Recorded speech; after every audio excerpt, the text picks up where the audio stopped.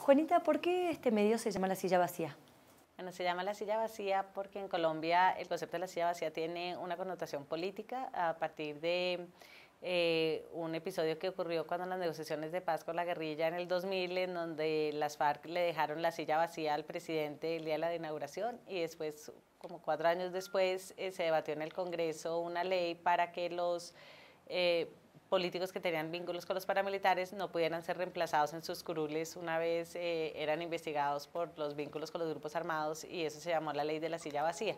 Y después los indígenas hicieron una marcha muy grande para encontrarse con Uribe y debatir problemas que tenían de tierras, y Uribe no llegó y le dejaron la silla vacía. Entonces pensamos que la silla vacía, que el poder en Colombia siempre pasa por una silla vacía, pero que también podíamos jugar con el concepto de que hay una silla vacía para ser ocupada por un nuevo tipo de periodismo, por un nuevo tipo de ciudadano, y de ahí surgió el nombre. ¿Y cómo trabajan acá? ¿Cómo es la organización? Bueno, somos 8 personas, 4 periodistas. Todos los lunes definimos una agenda de noticias para la semana que los ponemos en este tablero. Cada uno se compromete a hacer 2 historias o 3 historias. Y obviamente a lo largo de la semana, si hay una coyuntura, pues cambiamos la historia, pero hacemos 2 historias diarias y publicamos 4 confidenciales, y hacemos un seguimiento continuo en Twitter para agregar contenido de otros medios, y hacemos seguimientos en vivo muchas veces vía Twitter cuando hay alguna audiencia importante en los juzgados o en el Congreso, y yo edito todas las historias y básicamente eso es lo que hacemos. Esta silla vacía que está dejada también para el ciudadano, como decís vos, ¿el ciudadano se lo apropia a partir de Internet? ¿Participa, produce? Pues me parece que hay todo tipo de usuarios. Hay unos usuarios que son súper activos, en donde ponen comentarios a todas las notas. Si hacemos la invitación a una película, van a ver a la película. Si hacemos decimos manden sus caricaturas sobre tal cosa, las mandan, ¿no? Hay diferentes niveles de actividad, pero hicimos un recaudo, una jornada de donación con los usuarios, y la mitad de los que nos donaron plata nunca habían participado en ningún comentario, nunca habían hecho nada, y sin embargo son súper fieles seguidores de la silla hasta el punto que nos dieron plata. Entonces yo creo que hay, como en la vida, digamos, offline, que hay una gente que está muy comprometida pero no participa activamente, y hay otros que sí les encanta estar interactuando todo el tiempo con los otros usuarios y con la información. ¿Vos crees que el ciudadano cree más en un sitio como el de ustedes a partir de Internet que en los medios tradicionales o las empresas multimediáticas? Yo creo que depende mucho del contenido. O sea, creo que inicialmente las marcas reconocidas generan más credibilidad que una marca nueva, pero creo que a medida que ven un trabajo consistente y continuo, y sobre todo que sienten que del otro lado hay alguien que realmente les responde, ellos van sintiendo que pertenecen a una comunidad, cosa que normalmente no sienten en los medios tradicionales, donde hay como una autoimportancia y no hay como quien se comunique del otro lado. Yo siento que en La Silla nosotros hemos logrado construir una comunidad de personas muy fieles a La Silla, que les encanta el proyecto, que nos defienden. O sea, una vez yo cometí un error gigantesco y todo el mundo salió a defenderme. O sea, era una cosa que uno siente que es un vínculo que va más allá de lo intelectual, y eso pues es muy chévere. ¿Cómo es el vínculo del ciudadano con la información a partir de Internet? Yo creo que, a diferencia de los medios tradicionales, en donde el ciudadano llega y recibe de manera pasiva la información, en Internet hay una relación mucho más activa, no solo en la búsqueda de la información, en que el ciudadano es el que dirige la búsqueda y decide qué lee y qué no lee, sino en la forma como interactúa con la misma información. Yo siempre he pensado que los usuarios en Internet son como reemplazan al editor. Entonces nosotros publicamos una historia, y entonces si tenemos un error ahí mismo, nosotros publicamos la historia, a los 5 minutos entramos a ver si cometimos algún error, porque si hay un error de ortografía, de nombre o algo así, ya alguien se dio cuenta. Creo que también le dan a uno nuevos ángulos para historias. Dicen, no, como que la historia no es esta, sino era esta otra.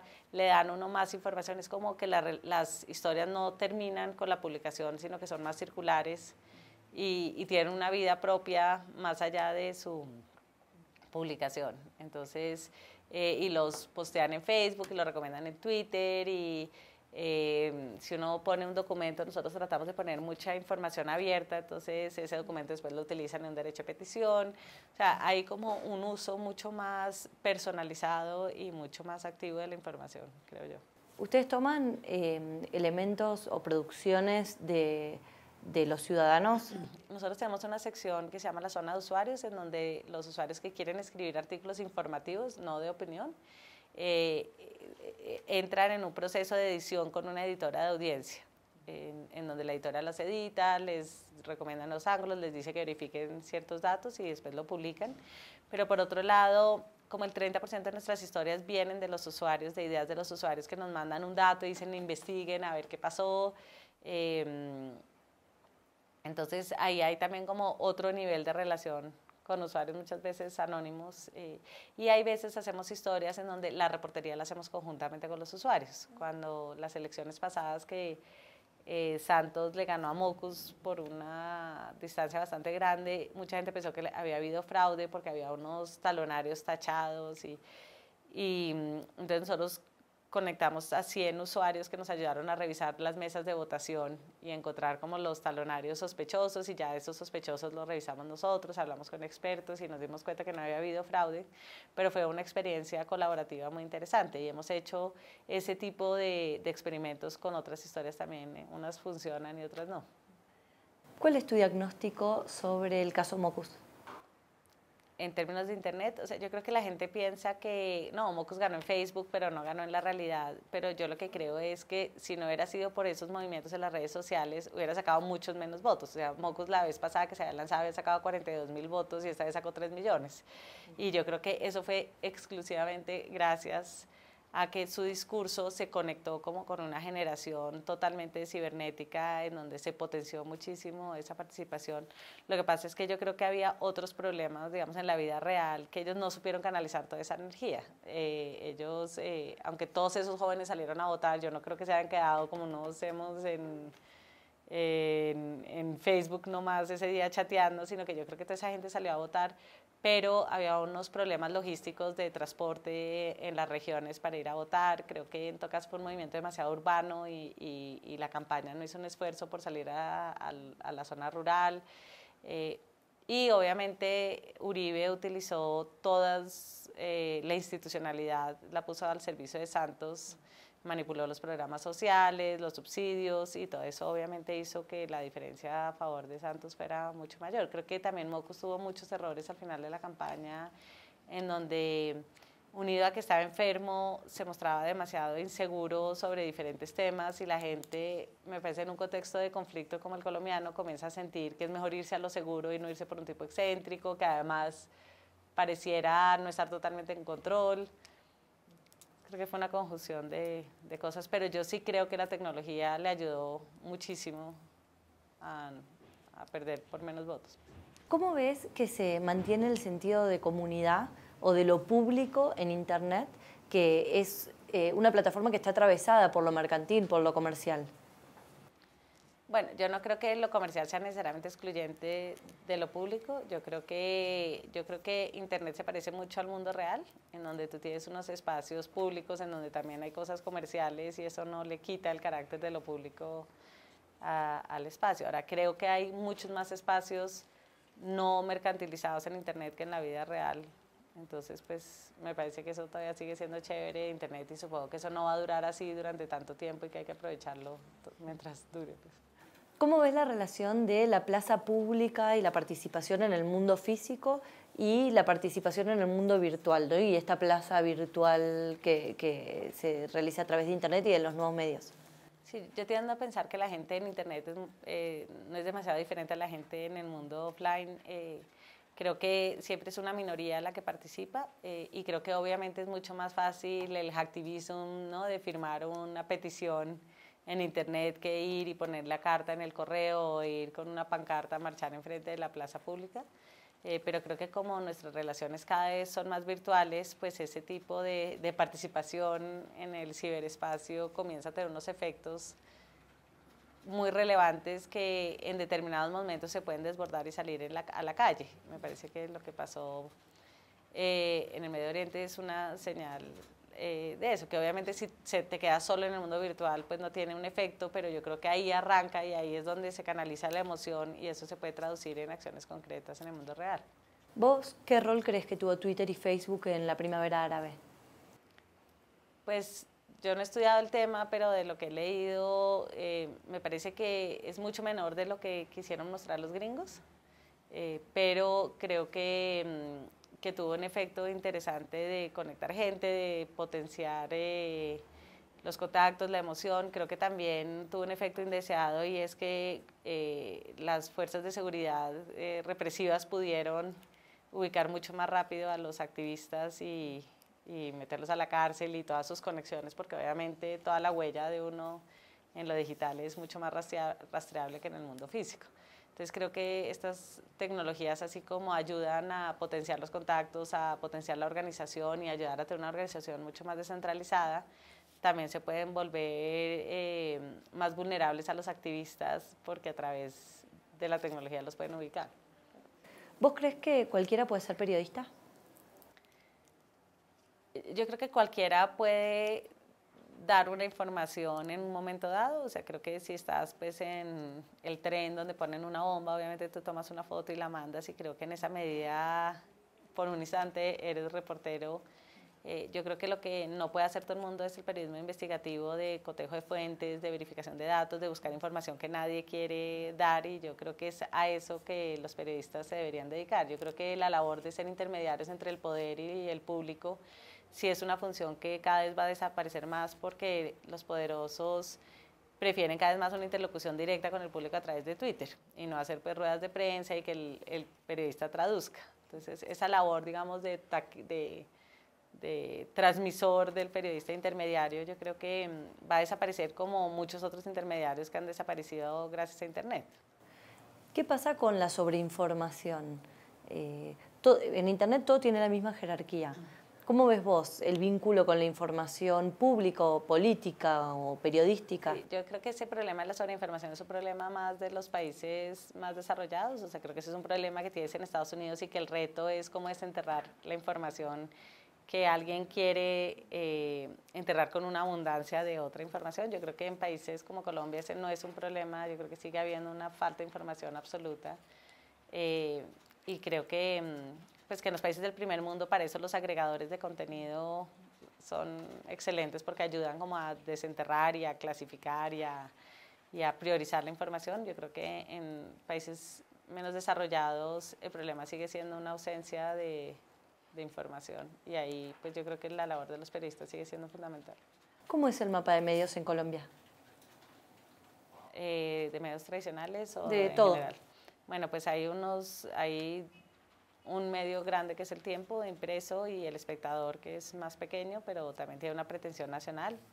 Hay dos cadenas grandes de televisión. En general, hay una revista importante que es la revista Semana, y hay una cantidad de emisoras comunitarias y de medios regionales que están casi todos conectados a través de una agencia de prensa que se llama Colprensa, entonces hay una uniformidad en la información bastante grande a nivel regional porque es todo lo que produce Colprensa, y a nivel nacional hay una reverencia bastante grande al poder, entonces los titulares, los ángulos de las historias terminan en general, claro, con grandes excepciones y hay unos periodistas maravillosos en los medios tradicionales también, pero en general hay una uniformidad y un consenso, pues como ese consenso prefabricado del que hablaba Chomsky, yo creo que aquí en Colombia es bastante notorio, también porque los medios casi todos pertenecen a los mismos grupos económicos, pertenecen a 2 o 4 grupos económicos y que comparten no solo unos mismos intereses económicos, sino una misma visión de la sociedad. ¿Cómo cambió el mapa de medios a partir de Internet y las tecnologías digitales? Pues yo creo que ha ido cambiando lentamente en Colombia.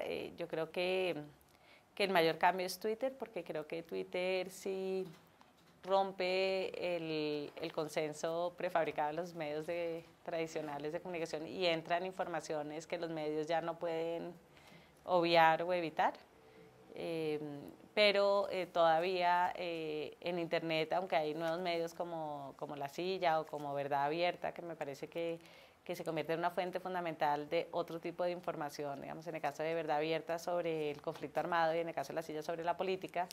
En todo caso, en Internet la gente sigue mirando mayoritariamente las páginas web de los medios tradicionales, entonces Internet se ha vuelto como un reemplazo más por temas económicos que porque haya una gran apertura de voces. Creo que en Twitter sí creo que surgen otras, a veces como otras visiones, y creo que lo que sí cambia mucho es la forma como la gente joven se relaciona con la información, que cada vez más es a través de Facebook, lo que le recomiendan los amigos, la primera página cada vez pierde importancia.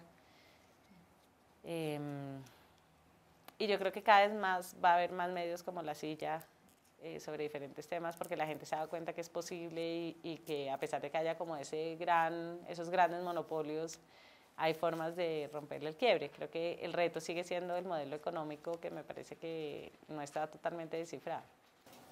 ¿Cómo ves que cambia el mapa en Sudamérica a partir de Internet?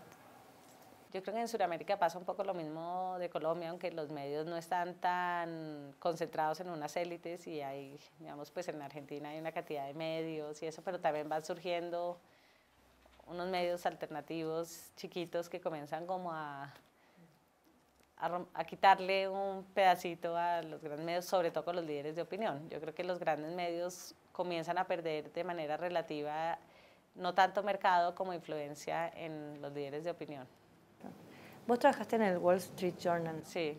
¿Cómo fue cambiando tu labor periodística a partir de la introducción de nuevas plataformas, nuevos medios, nuevas tecnologías? Sí, pues yo era como una típica periodista de prensa, como que había trabajado en el Wall Street Journal, en El Tiempo, en Semana, y después de descubrir Internet ya sentí que no quería volver nunca a los impresos y cada vez que me ofrecían trabajo yo era como, no, ya, o sea, me parece demasiado unidimensional volver al papel.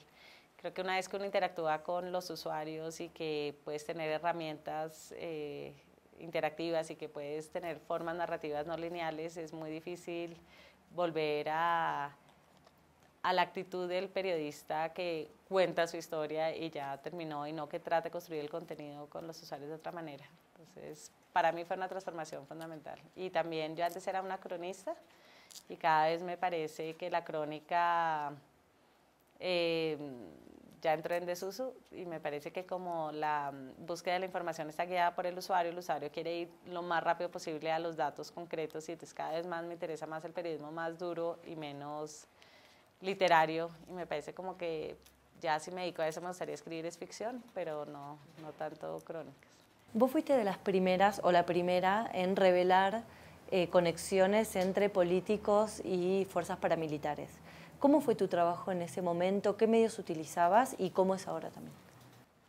Bueno, en ese momento lo que pasó fue que Mancuso le dijo a una periodista de la AP que ellos habían financiado el 35% del Congreso.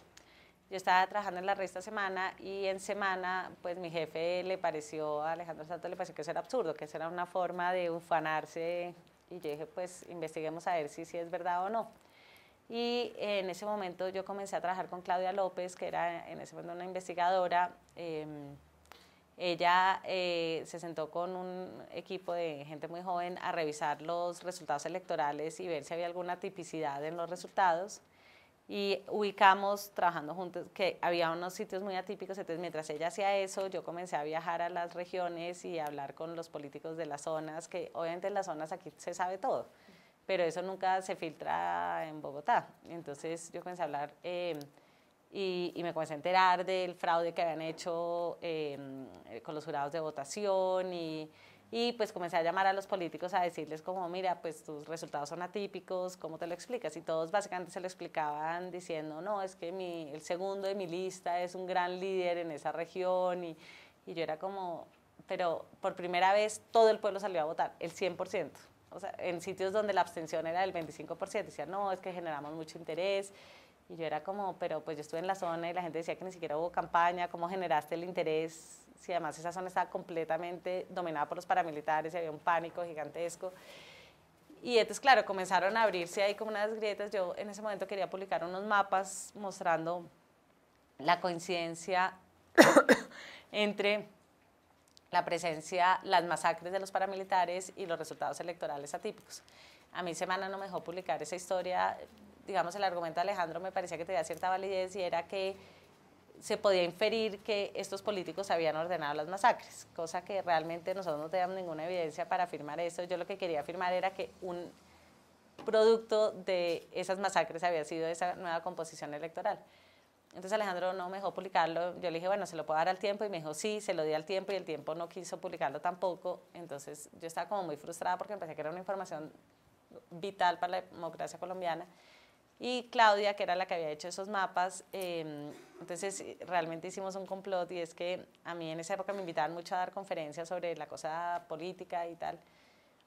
Entonces yo dije, listo, yo voy, pero a esta reunión donde iban a estar todos los medios, pero se invitan a Claudia López también. Entonces dijeron, bueno, listo, y Claudia fue, mostró los mapas, y nosotros estábamos felices porque dijimos, está aquí todo el establecimiento mediático, mañana esto es primera página de todos los periódicos, nadie publicó una palabra, y yo era como, no puede ser. Entonces yo estaba en ese momento terminando de escribir un libro, y cuando volví yo le dije a Alejandro, no, yo quiero pasar a internet, déjame manejar internet y yo monto la página en internet, pero la condición es que yo soy tan autónoma en internet como tú eres en la empresa. Y me dijo, bueno, listo. Y mi plan realmente era publicar esos mapas, y entonces apenas ya monté semana.com, le di una columna a Claudia López, y la primera columna de Claudia era publicando los mapas. Y yo me fui a dormir ese fin de semana muerta del susto porque dije, no, esto es una bomba, no pasó nada. Y yo decía, no, o sea, con Claudia hablábamos, él me decía, no puede ser, o sea, esto es una bomba y no pasa nada. Y realmente solo pasó cuando Juan Manuel Santos, que era el presidente de la U, armó unas listas al Congreso, y Gina Parodi, que era amiga de Claudia López y era una política joven, como muy mediática, dijo, no, pues si a mí me meten en esa lista con estos dos tipos que Claudia López ha denunciado en semana.com, yo no entro. Entonces, cuando ella dijo eso, ya todo el mundo fue a mirar los mapas y eso ya se explotó. Pero, digamos, entre todo esto pasaron por ahí 6 meses en el que nosotros habíamos publicado una cantidad de cosas en semana.com y no pasaba nada. Era como una disociación cognitiva, o sea, nadie quería saber de eso.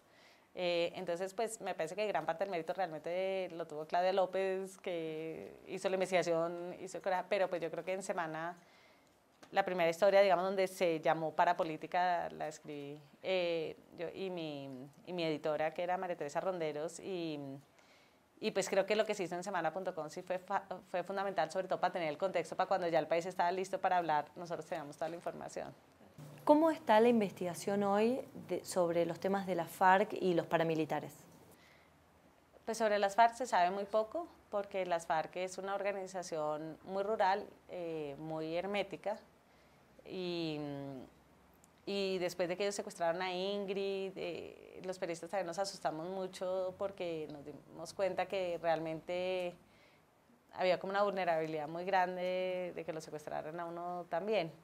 Y pues nadie quería pasar 11 años en la selva. Entonces, y hay muy pocos analistas que entiendan cómo es la FARC hoy en día. O sea, hay unos analistas desmovilizados de la guerrilla de hace 20 años que siguen hablando desde unos esquemas, me parece a mí, un poco desuetos de cómo realmente es la lógica de las FARC. Yo siento que no se conoce lo suficiente, porque además es una organización que tiene una capacidad de ajuste y adaptación bastante grande, y esos cambios me parece que nadie los ha podido registrar del todo. Y por el lado de las fuerzas militares, que sí las conocen mejor, hay como tal interés en propaganda y en retratarlos como unos terroristas, y eso que también entonces se pierde como una parte de su naturaleza de organización política. Y entonces es muy difícil hacer reportería sobre ellos porque hay muy poca información, a pesar de que llevan 40 años ahí. Me imagino que ahora con el proceso de paz pues habrá como una mayor apertura para ir y hacer esas historias. Con los paramilitares me parece que a partir de todos los testimonios en Justicia y Paz pues se ha venido conociendo mucho mejor el perfil. En todo caso los paramilitares eran más urbanos, tenían muchos más nexos con las élites, y entonces era un poco más fácil tratar de escudriñar. En todo caso los medios nos quedamos muy cortos en mostrar totalmente la cara que tenían, porque de alguna manera, como ellos fueron tan funcionales a las élites, en los medios hay demasiado rabo de paja y había como demasiada censura. Siempre se decía como no, vínculos entre algunos militares y los paramilitares, cuando había una cosa, a mi modo de ver, mucho más sistemática y cosas así que no permitían dar una verdadera noción de lo que estaba pasando. ¿Crees que con Internet hay nuevas formas de denuncia o de posibilidad de mostrar información sobre violencia o sobre temas vinculados a la FARC y a los paramilitares? Pues yo creo que la mayor diferencia es que las fuentes tienen acceso directo a Internet. Entonces, yo me acuerdo cuando yo estaba en El Tiempo cubriendo el proceso de paz, había una gran reticencia en el periódico, por ejemplo, a publicar los comunicados de la guerrilla porque decían, no, estamos siendo amplificadores y no sé qué. Con Internet, pues la guerrilla los pone en Internet y todo el mundo tiene acceso a eso. O las víctimas pueden comenzar a contar sus historias y esas historias entran en el debate público de manera directa. Yo creo que lo que te decía, que me parece que el hecho de que el papel del medio como intermediario desaparezca y que la plataforma de distribución sea de acceso universal, hace que los filtros que ponían los periodistas necesariamente desaparezcan. Y obviamente ya hay como 1000 otras narrativas que van a servir para contar las cosas, pero yo creo que el mayor cambio en esto es que no tienen que pasar por la noción de qué es permisible o no para un editor. Y eso pues es bueno y es malo en otros sentidos, pero en general a mí me parece bueno. ¿Cómo ves que se está comunicando hoy Colombia al resto del mundo? ¿A través de los medios tradicionales o de los medios digitales y páginas periodísticas? La verdad no sé, yo me imagino que cuando alguien vive por fuera y busca información sobre Colombia lo busca a través de Google y depende de que aparezca primero. Yo creo que esta idea de que no hay ninguna jerarquía en Internet no es tan cierta en la práctica, porque yo creo que Google, de alguna manera, con sus algoritmos, sí termina jerarquizando la información. Y entonces supongo que lo primero que encuentran es la información del tiempo y tal, pero en algunos temas, por ejemplo, la silla vacía siempre sale primeras porque son temas que no cubren los otros medios. Entonces depende un poco del contenido y del nivel de profundidad que quiera el usuario.